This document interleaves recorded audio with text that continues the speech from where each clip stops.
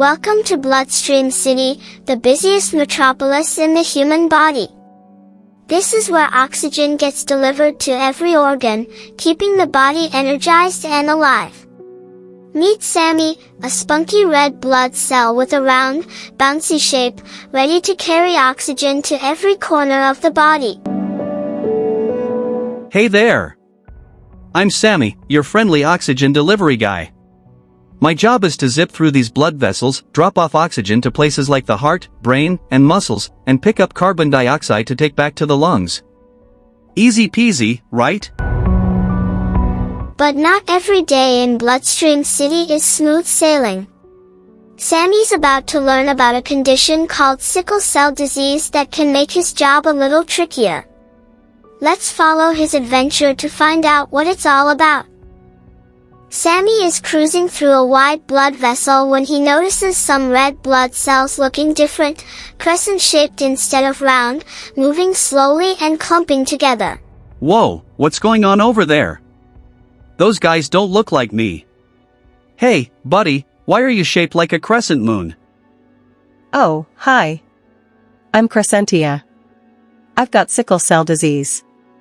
It makes me and some other red blood cells turn into this weird shape instead of staying round and flexible like you.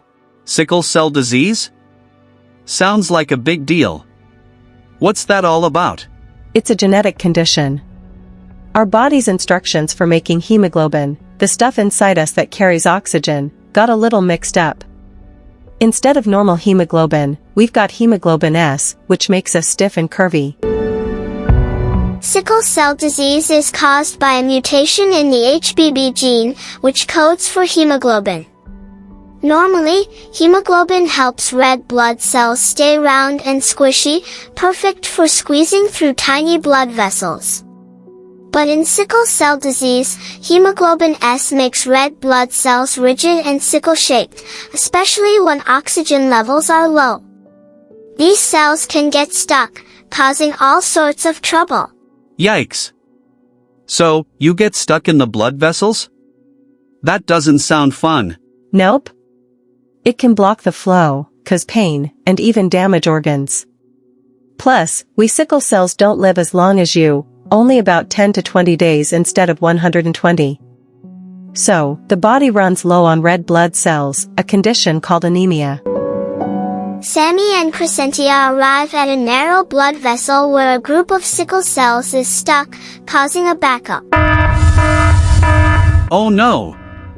This looks like a major traffic jam. Is this what causes the pain crises I've heard about?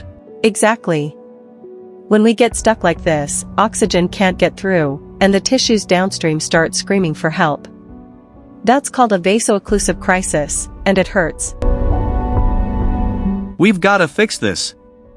Let's call in the white blood cell squad. Vaso-occlusive crises are a hallmark of sickle cell disease. They happen when sickle cells clog small blood vessels, blocking oxygen delivery.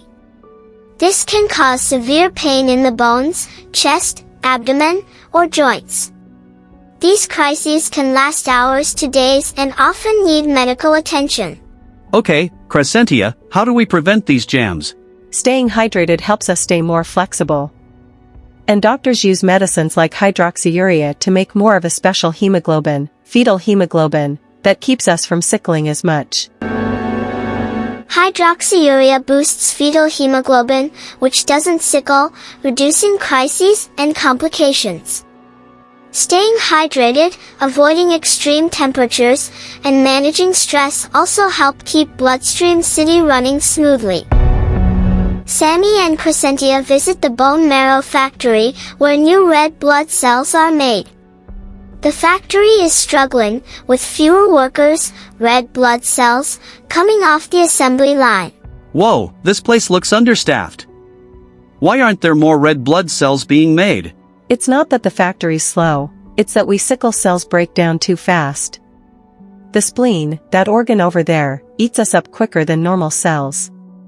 That's why people with sickle cell disease get anemia. They don't have enough red blood cells to carry oxygen. I'm feeling kinda woozy just thinking about it. So, anemia makes you tired and weak? Yep. It can cause fatigue, shortness of breath, and even make your heart work harder. Doctors sometimes give blood transfusions to boost the red blood cell count. Anemia in sickle cell disease happens because sickle cells are fragile and get destroyed faster. The spleen, which filters old or damaged cells, works overtime, sometimes getting enlarged, a condition called splenomegaly. Blood transfusions or medications like folic acid can help the body cope. Oh, Sammy. People with sickle cell disease are more prone to infections because the spleen gets damaged from all those sickle cells. A weak spleen can't fight bacteria as well. That's bad news. How do we protect the city? Vaccinations and antibiotics are our superheroes here. They help prevent infections, especially from bacteria like pneumococcus. The spleen's damage in sickle cell disease increases the risk of serious infections, especially in kids. Vaccinations for pneumococcus, meningococcus, and flu, plus daily antibiotics like penicillin for young children, are key to keeping infections at bay. Wow, sickle cell disease sounds like it affects a lot more than just blood vessels. It sure does.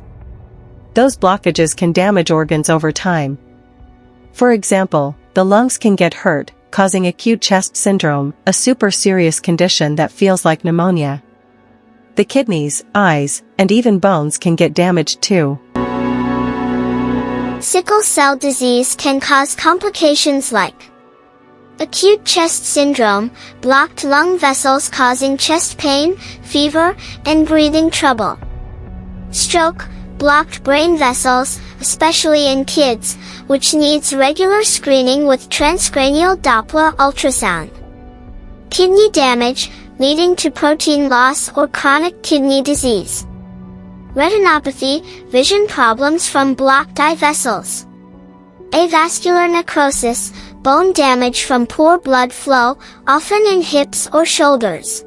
That's a lot to handle. How do people with sickle cell disease stay strong? With a great medical team.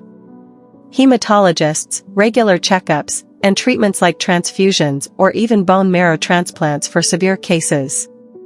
Plus, support from family and friends makes a huge difference. Sammy and Crescentia hop into a Bloodstream Express train, traveling across a world map to explore where sickle cell disease is common. So, who gets sickle cell disease? Is it everywhere? It's more common in places where malaria was historically a big problem, like parts of Africa, the Middle East, India, and the Caribbean. The sickle cell trait, having one copy of the mutated gene, actually protects against malaria, so it became more common in those regions. Sickle cell disease affects about 100,000 people in the US and millions worldwide, especially in sub-Saharan Africa, where 1 to 2% of newborns may have it. The sickle cell trait is carried by 1 in 13 African Americans and is common in Mediterranean, Middle Eastern, and Indian populations. Genetic counseling helps families understand inheritance risks. Wait, so it's genetic? How does that work? It's autosomal recessive. You need 2 copies of the sickle cell gene, one from each parent, to have the disease. If you have 1 copy, you're a carrier with the trait, which usually doesn't cause symptoms. Alright, team. Let's spread the word about sickle cell disease. We'll tell everyone to stay hydrated and avoid stress to keep blood vessels clear. Get regular checkups and screenings to catch problems early. Join support groups to stay strong and connected. And keep learning about new treatments, like gene therapy, that might one day cure sickle cell disease. Sammy's right. Living with sickle cell disease means teamwork, doctors, patients, families, and researchers all working together. New treatments, like gene therapy and CRISPR, are being studied to fix the HBB gene mutation, offering hope for a cure. Until then, early diagnosis, regular care, and a positive attitude keep people thriving. Sammy and Crescentia zoom through a now clear blood vessel, high-fiving other red blood cells. The city is vibrant again, with oxygen flowing freely. We did it, Crescentia. Bloodstream City's back in action, and I learned so much about sickle cell disease. You're a quick learner, Sammy. And you know what? People with sickle cell disease are superheroes. They face challenges every day and still shine bright. Thanks for joining Sammy's adventure. Sickle cell disease is a challenge, but with knowledge, care, and support, people with this condition can live full, vibrant lives. Subscribe for more health adventures, and let's keep learning together.